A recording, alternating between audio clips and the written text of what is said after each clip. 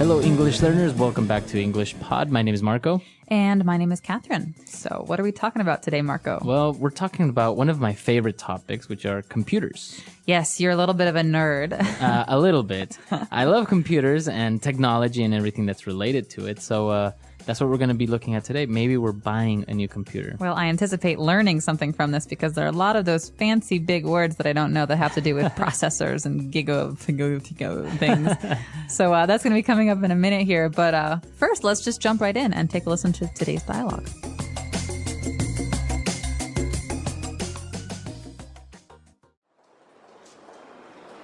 So, can you fix it? I'm sorry, sir. This computer is not broken or damaged. It's simply just too old. That's why your programs and applications are running slow.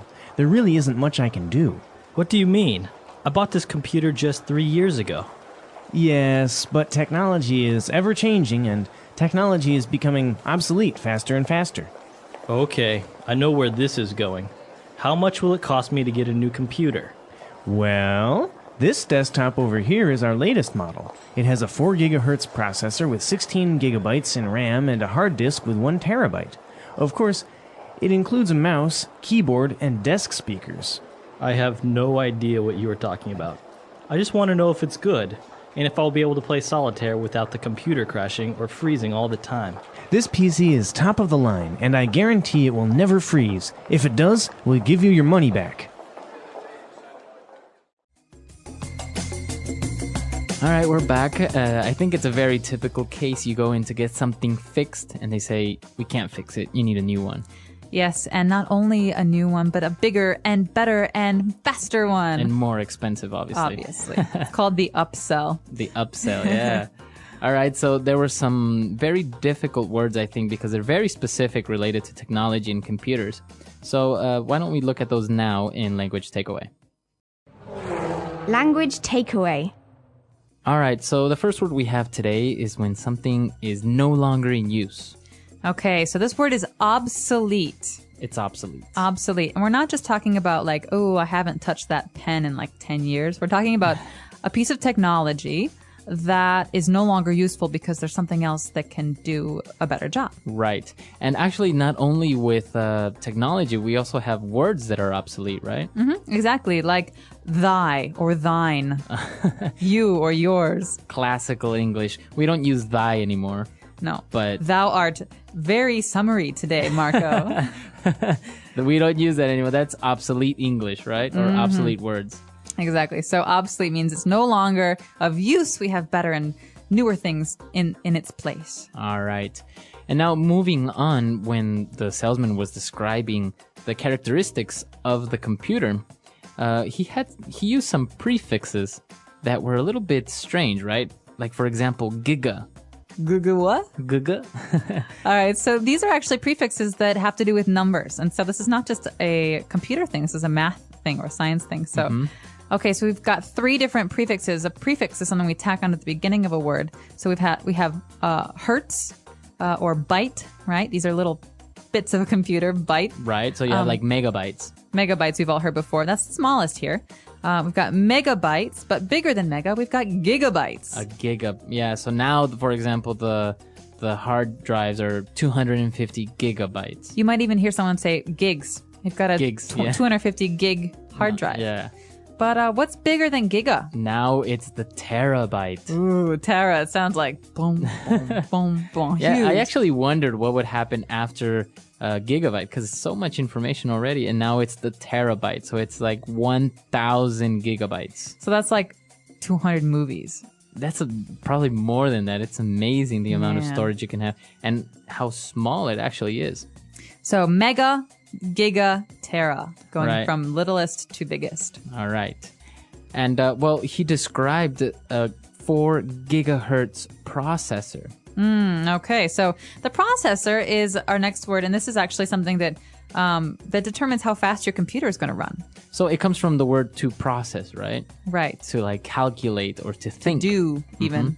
To do. So you have different examples like a word processor. Right, so it's like Microsoft Word. It allows you to make Word documents. You can also say to process data. You're trying to calculate it. But in this case, a processor is like a little brain that's the center of the computer, and that's where all the information gets processed. Yeah, so it's the brain of the computer, essentially. And the bigger it is, the faster it can go. Exactly.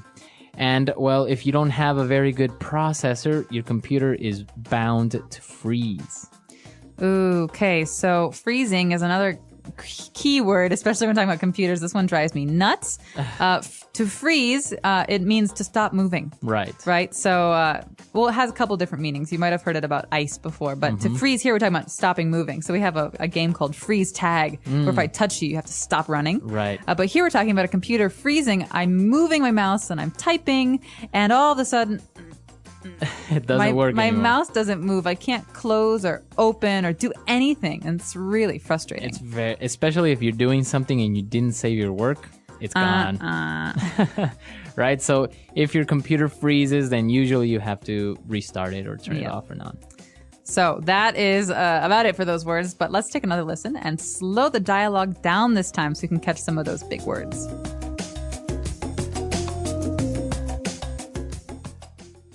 So can you fix it?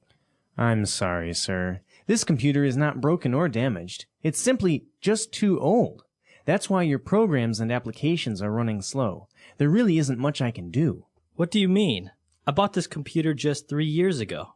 Yes, but technology is ever-changing, and technology is becoming obsolete faster and faster. Okay, I know where this is going. How much will it cost me to get a new computer? Well, this desktop over here is our latest model. It has a 4 gigahertz processor with 16 gigabytes in RAM and a hard disk with 1 terabyte. Of course, it includes a mouse, keyboard, and desk speakers. I have no idea what you are talking about. I just want to know if it's good, and if I'll be able to play solitaire without the computer crashing or freezing all the time. This PC is top of the line, and I guarantee it will never freeze. If it does, we'll give you your money back. Great, so we are back. So now let's jump into today's Fluency Builder. Fluency Builder. All right, so on Fluency Builder, we're going to take a look at 3 different phrases. For example, the salesman was describing technology and said that it's ever-changing. Okay, so this is almost a little poetic line here. So ever-changing means always changing. Always. Always changing. And so we can say that the ocean is ever changing. You know, the Right. waves are always changing it. But in this case, he's saying that technology is always changing. It's always progressing into something new. And so Exactly. that is a key selling point for this guy. Right. So this is actually a very interesting word. We can use it like in your example, beyond technology, like the way, like the sea is ever changing. So why don't we listen to a couple of other examples? Example 1. There's always something new in this ever-changing world. Example 2. Times are ever changing, and we must prepare ourselves better every day. Example 3. The flu is an ever-changing virus that continues to claim many lives. All right, we're back. So now we understand the ever-changing. So the man who's trying to buy this computer, or at least get his computer fixed, really starts to get frustrated with the salesman. And he says, okay, I know where this is going. So he hears the sales pitch. He hears this guy trying to loosen him up a little bit. He says, I know where this is going. So what does this mean, this where something is going? So basically, what direction a conversation or a topic or a situation is taking. Okay, so he's saying, I know why you're telling me these Right. things. I know your motive. Or I know what's happening. I know what you're going to say. Okay, so he's essentially saying, I know you're going to try and sell me a computer. Right. All So you can use it in other circumstances, right? For example, a relationship. I don't know where this is going. Right. What is going? Classic breakup line. I just don't think I know where this is going anymore. So in reference to the relationship, right? Yeah, We so- don't know what's happening. Are we serious? Are we maybe going to get married? I don't know anymore. I can't tell where this movie is going. It's so like, here and there and boring. Yeah, you and- don't know the plot. Yeah.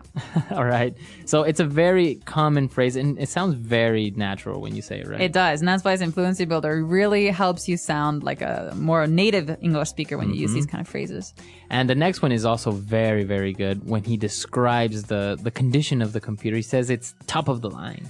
Top of the line. Now, what line we're talking about, I do not know, but this is above average line. right. So this is the best of the best. This is the top model or the top computer. And you can definitely imagine a car salesman using this. Yeah. Yes, this BMW is top of the line. It's the best money can buy. Yeah, that's another good one. So basically, top of the line is the best of the best, the above average, right? More than above average. It's the best you can do. And The so best you can the buy. guy is saying, listen, this is our best computer. Really, you should buy it. And obviously, top of the line usually costs a lot of money. Yeah, it's usually for something that costs money, right? For things. You wouldn't really use it for a person, right? He's top of the line. No. Top of the line, I think, generally refers to electronics and cars Yeah. or like motorcycles. And so you often hear top of the line stereo, top of the line TV, top of the line car. But you wouldn't say this about food or Yeah. people or art. Yeah, you wouldn't say this painting is top of the line. Nah, no, not about like very unique things. You'd say Right. this about kind of manufactured things. Very good. So we've taken a look at a lot of great phrases. Why don't we listen to our dialogue for the last time, and then we'll come back.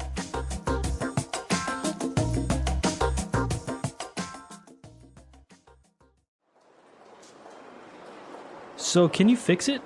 I'm sorry, sir. This computer is not broken or damaged. It's simply just too old.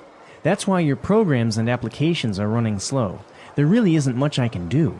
What do you mean? I bought this computer just 3 years ago. Yes, but technology is ever changing and technology is becoming obsolete faster and faster. Okay, I know where this is going. How much will it cost me to get a new computer? Well, this desktop over here is our latest model. It has a 4 gigahertz processor with 16 gigabytes in RAM and a hard disk with 1 terabyte. Of course, it includes a mouse, keyboard, and desk speakers. I have no idea what you are talking about. I just want to know if it's good, and if I'll be able to play solitaire without the computer crashing or freezing all the time. This PC is top of the line, and I guarantee it will never freeze. If it does, we'll give you your money back.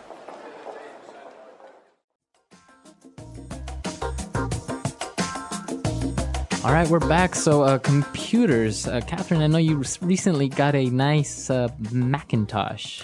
Yeah, I did. It's one of those big screen ones, right? Yeah, it is. It's a desktop, right? So it's not a laptop. And it's got a very fast processor because Macs started using Intel processors a couple of years ago, and that made them much faster. Wow. And this processor actually has 2 cores, right? So basically it has 2 different brains almost within one processor. Which gives it really bad headaches. She complains to me often. Are you a big Mac fan or PC fan? I'm a Mac fan. Really? I've been converted. My roommate in college, my sophomore year, had a Mac, and ever since then, I've really gotten into them. So, Really? yeah, I went Mac and didn't turn back. I still honestly cannot really use a Mac. I get confused. I'm looking for the start button, and I'm looking for where my documents are. It's really hard to change over. Right? Yeah. But once you do, you don't want to change back because everything is so much easier on a Mac. Really? But if you're really into PC gaming, then you should probably stick with the PCs because the games just don't really compare on Macs. But I've heard that also Macs don't really suffer from viruses, right? No, they don't, which is great because I always used to get these viruses that would slow down my computer because, you open some email and all of a sudden there's nastiness on your desktop. Well, now I don't really have that problem. And also there's really wonderful photo editing software and video editing software. Right. So everything's just really easy to find and easy to use. What about you, listeners? Do you prefer the Mac? Do you prefer the PC? Or maybe some of our listeners don't really even like computers? Well, let us know either way. We're very curious to hear what you have to say. And of course, writing on our comment section is great practice for your English. Right. So we'll see you guys there. And until next time. Bye, everyone. Bye.